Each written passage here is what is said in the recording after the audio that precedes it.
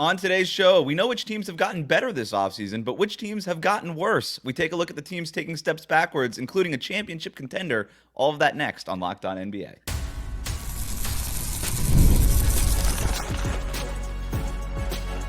You are Locked On NBA, your daily NBA podcast. Part of the Locked On Podcast Network, your team every day.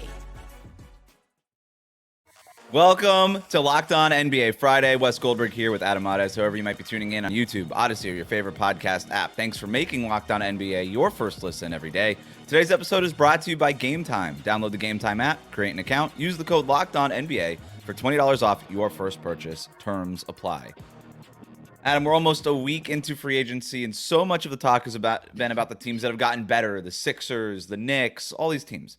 But I thought you and I could go the other way and look at the teams that have gotten worse, because if we do anything here on Locked On NBA Fridays, it's be pessimistic and negative. But I thought we could do that. So we could do this snake draft style. We could kind of just bounce around. I have no other real format other than that. But where do you want to start? If we're snake drafting, do I get the first pick? Is this Yes, the one? sir. Yes. That's how we're doing Well, it. it's fitting that I'm going to take your Miami Heat. Oh, no. That's a swerve. I thought you were going the other way on that. Okay. No way. I'm taking your Miami Heat just because the Miami Heat always impress in terms of how they've just figured out a way to get a couple guys that you're intrigued by, and then they run it back and they surprise you and they're better than you think. Jimmy Butler, I know that things ended kind of on a weird note. Who knows where the future is there? What did they pick up? What did they add? They look like a team that's doing less than standing pat, that's going backwards. Mm-hmm. And they're just a team that you always think is the sharpest and the quickest to make the move. So I just look at the Heat and I go, they're probably going to surprise us all, make a great run from the play-in to the conference finals next year. But at the moment, I have no idea how they're going to do it, Wes. This is a team that has won an average of 45 games over the last 2 years and was in the play-in tournament for 2 years in a row. And yeah, they did make that 2023 run to the finals, but this has not been a good regular season team. And there's different reasons for that. Last year was a lot of injuries. The year before that, like, their three-point shooting was in the tank, and there was also some injuries and some concerns there. But this is definitely a team that needs to take a step forward. And 2 summers ago, last summer, going into this past season, they were basically on hold the entire offseason waiting for a resolution on Damian Lillard. And of course, he ends up getting traded to Milwaukee, where everybody thought he was trying to get traded to Miami. And then you would think, okay, well, I kind of get why you would kind of wait and see on the Damian Lillard thing, because that addition would have been so huge for them. But going into this summer, I thought for sure we would see more changes, some more immediate action by the Heat, and they seem to be doing the same thing. Now, I do think that they're trying to do something. It's just really hard when you basically have one first-round pick that you could trade, no real young asset that teams are banging down the door for. We know that Tyler Hero has been in trade rumors and stuff like that. But you look at that roster and it's like, okay, do you want to really move off of Jaime Jaquez and Nikola Jovic, as well as good as they have looked? And even if you do, what player are you getting back for those guys, right? Like what player are you getting back for those 2 guys, plus whatever salary that you have to include, that's really moving the needle for you? And so I think the Heat are just looking around and say, look, we're open for business. We're trying to do stuff. But right now, all they've done is sign Alec Burks, which was like a nice little signing on the veteran minimum. Like, I don't mind it. Caleb Martin and Haywood Highsmith might actually be leaving as free agents, and that's the summer after they let Gabe Vincent and Max Strus walk away for nothing. So you have maybe in 2 summers, 4 of your core rotation guys maybe leaving. Now, they've obviously replenished some of that with rookies like Jaime Jaquez and Nikola Jovic, and then they just took Khalil Ware in the first round, and they like him, it sounds like. So I don't know, but in terms of them going backwards, I do agree with you. There's really no going back. There's no standing pat, I think, in the NBA. You're either going forwards or you're going backwards. And the Heat, 2 years of really not making any needle-moving changes, that to me is a team going backwards. What is the latest on Caleb Martin? Because to me, he's like an integral part of that, of what was successful about them. So he turned down his player option, $7.1 million player option, and he thought that he was going to get a deal north of $12, $13 million a year, maybe something around $15 million a year. And that market has not really been there for him this summer, as teams are even more teams have been really afraid to use their cap space and use their mid-level exceptions and all that stuff because of the apron rules and all that and all those things. So the market just that I think he expected hasn't really been there, but the Heat are still in touch with him. I know the 76ers have talked to him. That's been reported, and that's been out there. So I think that Caleb's probably more in like a wait and see mode right now, just to say, okay, like is that money going to come out from somewhere? He was sort of one of those guys that was like one of those dominoes in the row of the Paul George dominoes, where okay, we got to see where Paul George goes, and then Right. there's the Klay Thompson, and then what's going on with DeMar DeRozan still, and then maybe after that, these other teams that are in need of a forward look at Caleb Martin, but. I think the Heat would really like to have him back, but I don't think that they'd expected that they would have an opportunity here. And that's actually looking a little bit more optimistic for Miami's point, because they're only $7 million away from the second apron. So they can only offer him so much without going over that second apron. That's where they're stuck. Wow. Saved by the second apron once again. The real winner of the offseason this year, that apron. Yeah, owners. Yeah, big PR summer for the apron. Like nobody's ever talked more about aprons. Between that and the Bear. I'm going to go next. I'm going to take your Denver Nuggets. Oh. We're going to go that way. Yep. You knew it was coming. You lose Kentavious Caldwell-Pope a summer after you lose Bruce Brown. You haven't really done much if you're Denver in the way of replacing those guys. I understand like the step up from Christian Brown and some of these other the rookies from last year and all those things, but that's still a pretty substantial talent drain from two guys who were really important parts to the 2023 title team. So I think you have to look at the Nuggets as a step back, and another team that's kind of using that second apron as a reason to take a step. Not using it, but a big reason for their step back is that second apron. Yeah, it is. I think you have a hard time talking yourself into the Nuggets being fine without KCP. He was a huge part of what was, I thought, the best 5-man lineup in the NBA 2 years ago. In that conversation this year. So they had a nice 5-man lineup. I think I'm a little higher, they're replacing KCP with Christian Brown. He'll be coming into his third year, who I think is a very good player. In my opinion, probably KCP's equal defensively, a little bit lesser offensively. So I think Denver maybe takes a little bit of a step back. I don't know that it would be a complete disaster just because I think they have a couple irons in the fire on moves that for whatever reason have not materialized yet. By the way, one of the storylines I think of this off season is we're used to the clock strikes midnight, free agency begins, and 50 moves come in, like all at the same time. This year, it's strung out a little bit more, and there are some teams that are sitting waiting, and I think it's making for some of this timing to be abnormal. But nonetheless, if you're a championship caliber team, you lose KCP, even though he got cooked in the playoffs by Anthony Edwards, you still look at that and say, okay, you have a hard time thinking they're going to be as good or better the following season. Yeah, and even if Christian Brown steps into the starting lineup and it can be KCP's equal, you're still worried about the depth, right? Like those players stepping up and nobody kind of filling in behind them. Now, can you get big steps forward from Jalen Pickett, Julian Strother, like these guys? Yeah, maybe, but they were on the roster last year, and you're still just kind of not really backfilling the depth. You mentioned maybe some moves that they've got. They got some irons in the fire. Is that Russell Westbrook that you're talking about, or is there something else that they've? Well, Russell Westbrook and maybe a backup center are the two moves that I know that they were targeting coming in, and but Russell Westbrook, would be an interesting one. I think it's one of those teams you wouldn't expect him to be in Denver. That's not a guy. I don't think anybody was picturing that with Nikola Jokic. Two guys, similar skill sets actually, right? Triple double machines. Yeah. But personalities you thought wouldn't necessarily match, but it'd be interesting. I kind of love the fit. Do you really? Yeah, I hated it when it first was sort of out. I was like, ew, no, that doesn't sound good. And then I thought about it. Russell Westbrook, he's not the athlete he was, but the guy still flies up and down the court. And him flying off of those Jokic passes and stuff, I think would be really interesting. It would be a tool that Jokic hasn't, the kind of athlete that he's never really played with. And I would just be really interested to see what Jokic would do with like that new toy. It's like, oh, this guy can really run really fast and wants to kind of bouncy, get up and bounce and all these things. And I don't know. I thought it would be really interesting. And the way that Denver plays space, they're able to substitute spacing for all these other things because Jokic is able to play out on the perimeter, and they obviously got some great shooters between Jamal Murray and Michael Porter Jr. and stuff like that. But Westbrook could play a little bit of that Bruce Brown role where the outside shooting isn't as important, but you just need a guy that like gets in the mud, just runs in there into a bunch of bodies, gets a bunch of offensive rebounds and things like that. Like Westbrook can do those things. Yeah, look, it would be the best athlete I think Jokic's ever played with. He's really had like crafty guards, traditional point guards, but never anybody with that kind of speed and athleticism. So it certainly would be interesting to see, but KCP, Denver was already a team that did not take a lot of three-pointers. They weren't a great three-point shooting team, and you lose one of your best ones. I think a top 3 on your team three-point shooter, and you replace it with Russell Westbrook, who's a horrible three-point shooter.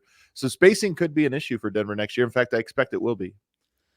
All right, we're going to move on to our next group of teams that took a step backwards. I do have one where I'm not even sure if they took that step back.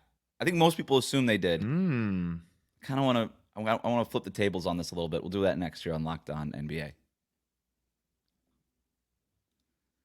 Today's episode of Locked On NBA is brought to you by eBay Motors. Passion, drive, and patience. The formula for winning championships is also what keeps your ride or die alive. eBay Motors has everything you need to maintain your vehicle and level it up to peak performance. Superchargers, roof racks, exhaust kits, LED headlights, and more. Whether you're into speed, power, or style, eBay Motors has you covered.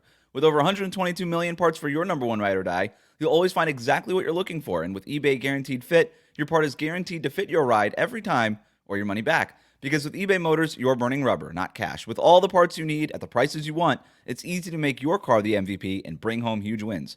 Keep your ride or die alive at ebaymotors.com. Eligible items only. Exclusions apply. eBay Guaranteed Fit. Available to U.S. customers.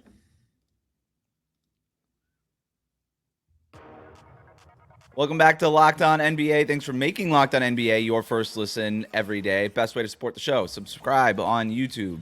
Leave a 5-star rating and review on your favorite podcast app. Comment in the YouTube section. Let us know which teams you think took a step back this summer. And I think one of those teams that most people just sort of put in this group, Adam, is the Golden State Warriors. You lose Klay Thompson. That's the big headline there. Also, you lose Chris Paul. But more than anything, they have not been able to make the big swing move, right? I know that they're still sort of in these conversations for maybe Lauri Markkanen or something like that. But so far, they haven't really made the big move. But I would argue, are we sure they got worse already? Because I kind of like the little additions that they've made. I like adding DeAnthony Melton. You know, I kind of like the idea of cleaning up. I like Kyle Anderson. They kind of cleaned up the pecking order. It's really tough to call Klay Thompson a distraction because that feels wrong. But it was an issue that last season that this team had to deal with. And it just feels like now Steph Curry's at the top. Draymond Green is going to do Draymond Green things. And it just feels like everything has fallen in line there. And I think there's more space for maybe now a guy like Jonathan Kuminga to take a major step forward. It feels like they're leaning into that direction. But I really like DeAnthony Melton for this team. Defensively, I think he's just a better player than Klay Thompson is. Can he stay on the court is the main thing for DeAnthony Melton. Can he stay healthy? But are we sure they got worse is my question to you, I guess. So this is one of those things where you are technically correct, right? The topic is teams going backwards. Did they go backwards? Maybe not. Maybe they did not. I mean, you're right that Klay Thompson was inconsistent last year and maybe even a bit of a distraction or a bit of a, how do we fit him in knowing what he used to be and what he is now? And you replace him with a Buddy Hield, DeAnthony Melton, Kyle Anderson. These are good players. So maybe they stayed the same or maybe got slightly better. The problem, Wes, is they were a 10 seed last year. The clock is ticking on Steph Curry. If they went from a 10 seed to a 9 seed, do we call this a successful offseason? Technically, they didn't go backwards, right. But how far forwards did they go? Are we taking them seriously with these pieces? For me, I'm not. And I love Steph Curry and Draymond Green. I think they're unbelievable, but I don't know that they did enough to make themselves meaningfully interesting, nor did they position themselves. Actually, I take that back. They might have positioned themselves to be a trade deadline team. Because they still have nice, interesting young players. They still have a few trade assets in terms of picks, future draft capital. So there is a world out there where they just become a different team at the deadline. But even then, that's probably less than ideal when you were a team that were hoping for a big splash and to keep the roller coaster going. Yeah, I guess that's where the positioning themselves for the big move. I mean, that's why they're in these conversations with Markkanen. Whether or not they get him or not, I think that's a possibility for them. And so it's not a step forward yet, but they're like crouched in runner's position, right? And ready to kind of take that step forward when something's out there that they're ready to pounce on. They've really cleaned up their cap and their cap books and all these things. They've added some nice players that can help right now, even if they're not real huge needle movers. I like the depth that they've added with those 3 players that we've already talked about. And I like the opportunity for these young guys to keep growing in those roles whether it's Podziemski, Kuminga, Jackson Davis. We'll see if Moses Moody even gets any playing time now. I'm looking at the depth chart. It's like, where's this guy going to play? But he's got to play. I think Moses Moody thing is weird. I liked him. I liked Moses Moody. So he seems like a team. If you're another team, Wouldn't you just call the Warriors and say, we'll give you 3 second-round picks for Moses Moody? It feels like the Warriors might just do that. He's sort of been in the doghouse for them for like a year. He just can't get consistent playing time for whatever reason. So, so I just wanted to bring up the Warriors. I think so far they've probably stayed the same in terms of like what you said. Have they really did anything to move up the standings in the Western Conference? No, they haven't. But I like now that they're positioned to maybe take a big swing between now and the trade deadline. What's your next team? Man, I don't know if my next team, I'm going to go with the Lakers. Wow, really? Yeah, I'm going to go with the Lakers. Not a Connect 4 guy.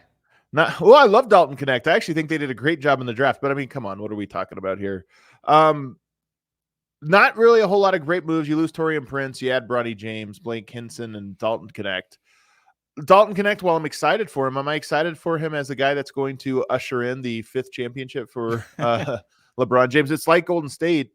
Even if you like the moves, did they get better? No. LeBron James, Dalton Connect, as much as I love him, balances out the fact that LeBron is now 1 year older.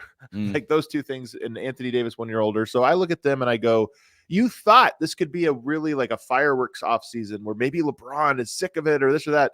Instead, it really does feel, and I felt like this for the last couple of years, that LeBron maybe knows he's no longer in like true contention. He's in, hey, we have a lottery ticket, anything can happen contention, but nothing above that. This almost feels like he is now in the mentorship portion of his career, mentoring one guy, of course. But that when you get JJ Redick, now you have Bronny James, and I look at that and I go, I don't know what this story is. It doesn't feel like a championship story. So you had LeBron willing to take less if they could get the right free agent. Klay Thompson is between choosing the Lakers or the Mavericks. He goes to the Mavericks. Do you think if they would have signed Klay, that would have been something where you said, you know what, that's a step forward. Now I can't really put them in a step back. Or do you think that doesn't move the needle for them enough? I just don't think it moves the needle for them enough, to be honest with you. I think they've overachieved, quite frankly, over the last couple of years. I mean, making the Western Conference Finals 2 years ago, definitely feels a little bit more like an outlier. So that it's all to say that when you are a Lakers fan, your expectation is competing for a championship every single year. And I look at this one and I go, there's some really good teams in the West and in the East, and the Lakers are 3rd or maybe 4th tier in the NBA, in my opinion. Yeah, that's probably where I would have him too. D'Angelo Russell opting into that $18 million salary really screwed him. Because if he opts out, then they have that mid-level exception to play with. I think they would even have cap space if LeBron opts out, D'Angelo Russell opted out. They would have had cap space, understanding that LeBron would just sign afterwards with bird rights. But they were pretty much trying to shop D'Angelo Russell around when they were trying to make the space to get Klay Thompson, and it just wasn't working. And I don't know if DeMar DeRozan is something for them over here. DeMar DeRozan going back to LA would be really cool, whether it's for the Clippers or the Lakers or whoever. So maybe something like that is still out there for them, but they didn't really make that big splashy move like you said. Like they were interested, they were mentioned as a team for DeJounte Murray, for Trae Young, like all these things, and they just have been.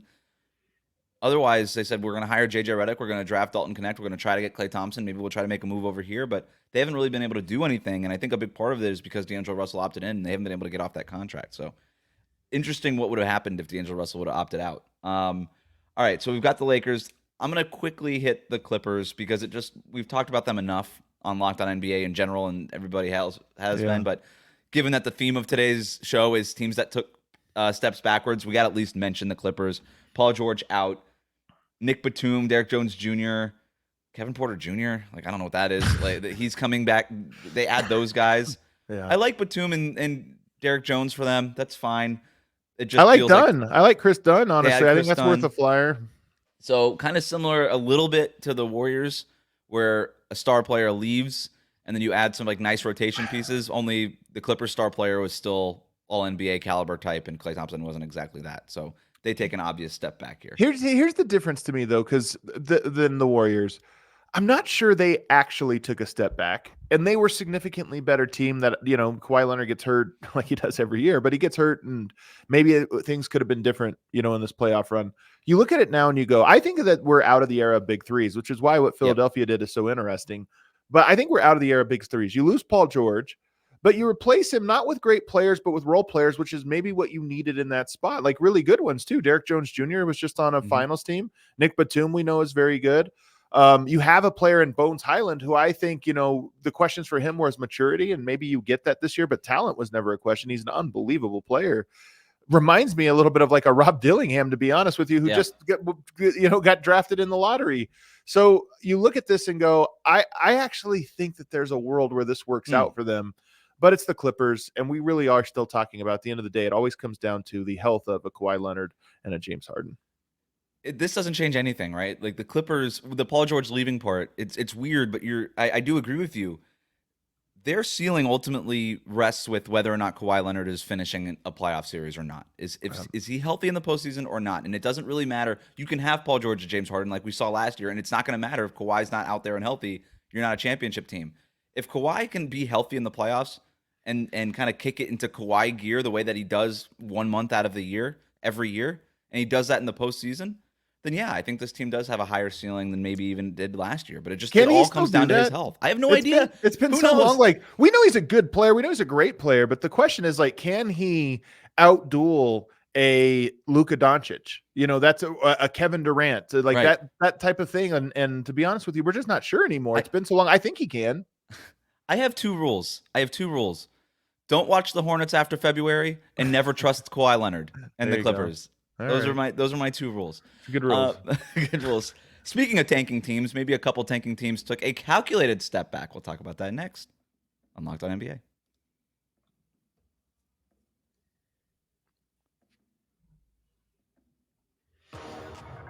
Thanks for making Locked On NBA your first listen every day. Before we count down to the weekend, I got another team for you, Adam. Teams that took steps backwards. We know the Nets did, but a calculated one.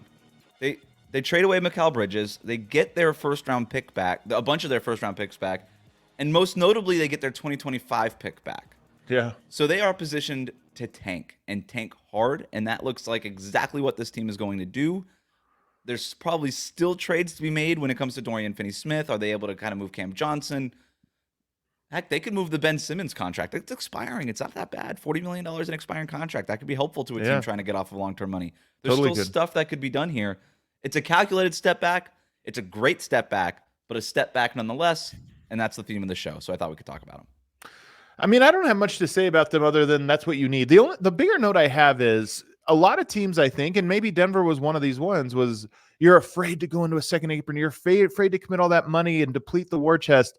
The truth is, it's not that hard to pivot the other direction either, and teams like Brooklyn are proof of that, of, okay, we have some good players. We're not going anywhere. Trade, and all of a sudden 5 firsts for Mikal Bridges. Like, you can start to recoup assets and reset your rebuild. So for me, they're just proof of what happens every year, which is you can wiggle out of almost anything in the NBA. What team, and I'm just throwing this on you now, what team do you think should take that kind of calculated pivot step back that hasn't yet? If there's a team on the board where you say, you know what, maybe we do take that step back right now. Well, Chicago is the obvious one, and they've kind of half done it. But half measure on a rebuild is the worst spot to be in. Yep. I mean, you really don't want to be good like that or play guys that are somewhat good at the expense of playing the younger guys that you're trying to figure out. So they're one of them. If I go to in my opinion, Phoenix, just because I think we kind of saw what happened there. The Monty Morris signing was good for them, though. I like that. And then the last one that's a little bit of a weird one, because I don't think it's a rebuild, but I do think it's more of they need to make a decision, and that's New Orleans. I was surprised Brandon Ingram didn't get moved this offseason. They're not a team that I think needs to rebuild, but I do think they're a team that needs to split up their duo. And the fact that they did not this offseason is like, all right, you're going to go into another season hoping that Ingram and Zion lead a team. Like, I think we've done this for a while. Yeah. It feels like Brandon Ingram's going to get traded. Yeah, I think so too. It kind of feels like it's going to happen, but I just don't. There's not a team out there that I love for Brandon Ingram. He's one of these weird players. It's very Zach LaVine-ish, where it's like, yeah, he's super talented. Nobody doubts it. He could definitely put points on the board. But I kind of hate his fit everywhere. Yeah. I know the Sacramento Kings are out there. It's like, okay, so you're going to build around 3 stars, none of whom play defense at a high level. Right. That's really tough. That's tough to win in today's NBA like that. And then you have Utah, I think, as well, who's sitting on Lowry, who we all expect to be traded at some point. And they're the last team that they're so far from the contention, you might as well trade that chip in as well. Any other teams that took a step back before we get to our countdown? I think that's good. All right. Well, it's Friday, which means it's time to count down to the weekend with our weekly power rankings. I'm not a system player. I am a system player. Go power rankings.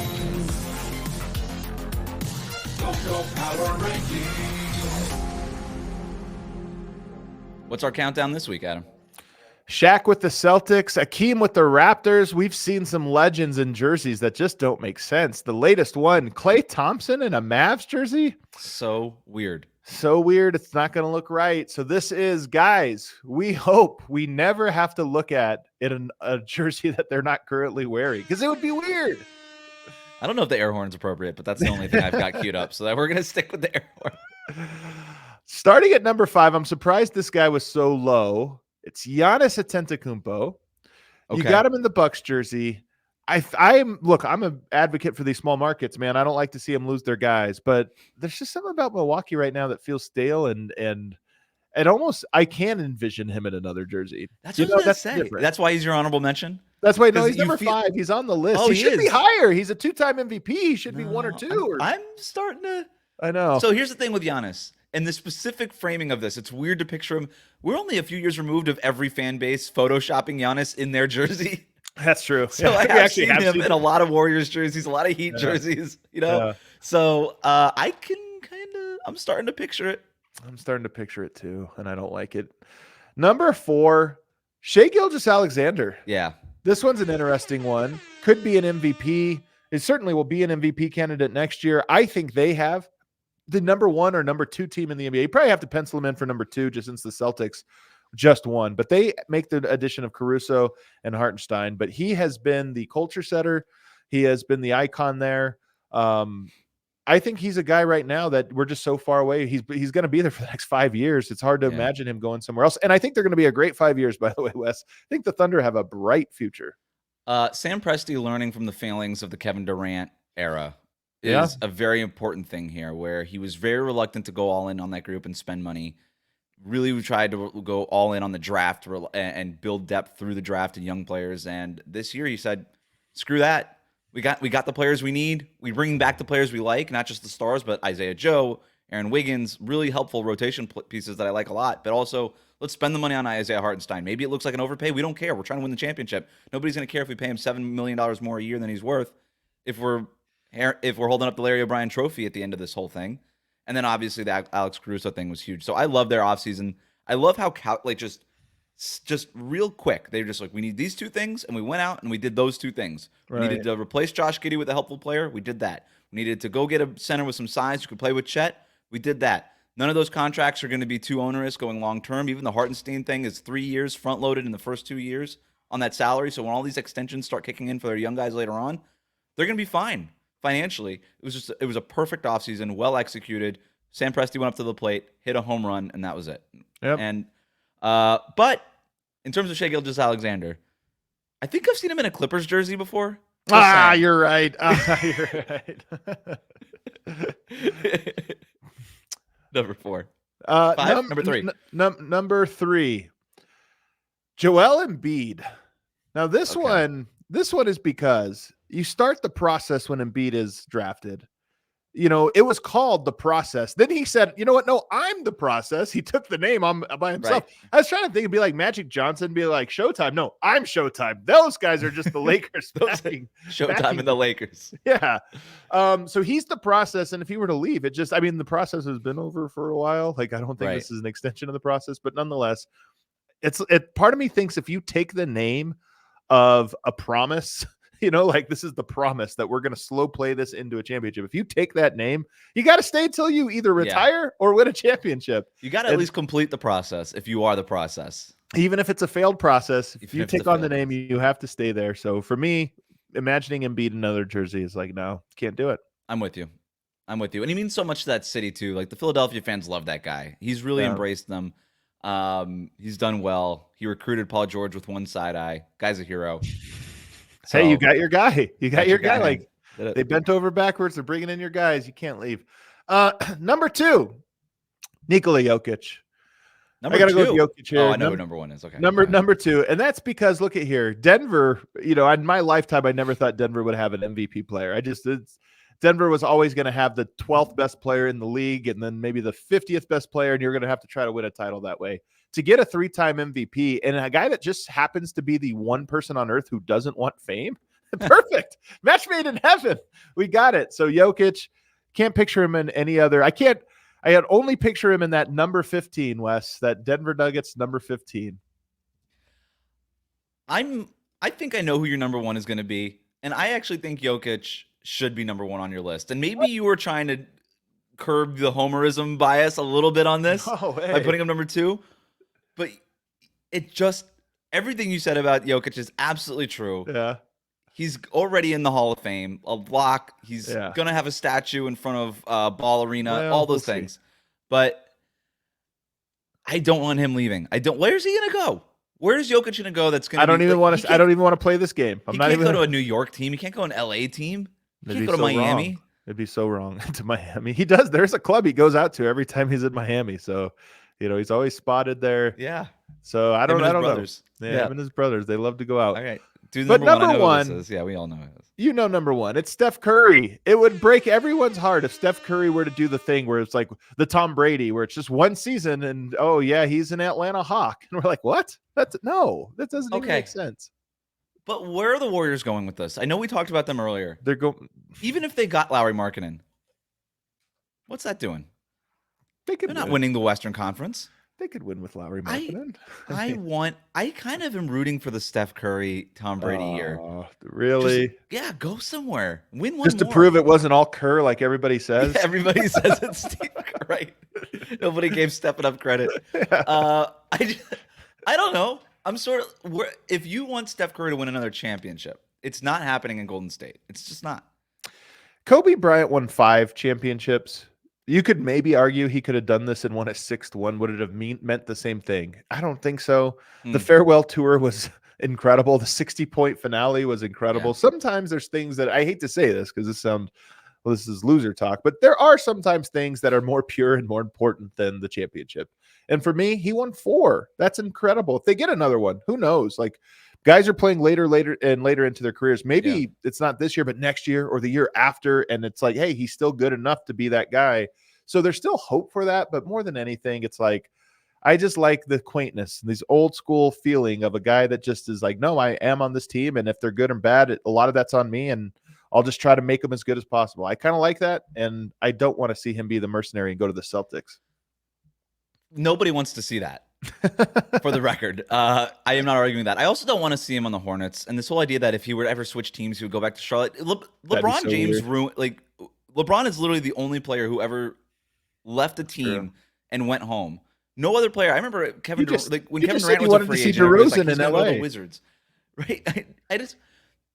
LeBron's the only one that does it. And then we start connecting those dots. I'm like, these players don't care where they came from. That. I don't even know where most of them came from, to be honest with you. Right.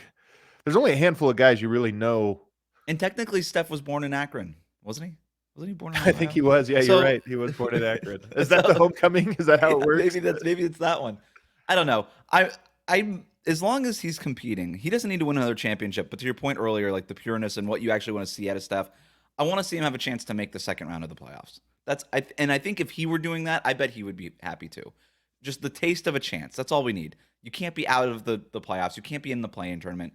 Can we just be a real playoff team for a few more years before I hang these things up? No. You don't think they can be? What's that? You don't think they can be, or you don't think that's good enough? I don't think it's going to happen. I don't want it to happen. Is more the point. I just don't want it to happen. Stay in Golden State. That's Who what I'm knows? saying. Stay in Golden State. Maybe another year. There's a good team there. There's a Markkanen. Maybe something else. You never know what happens. You never know. I don't know. That'll do it for us today. Thanks for making Locked On NBA your first listen every day. Everydayers, make sure you're subscribed on YouTube, Odyssey, and wherever you get your podcasts.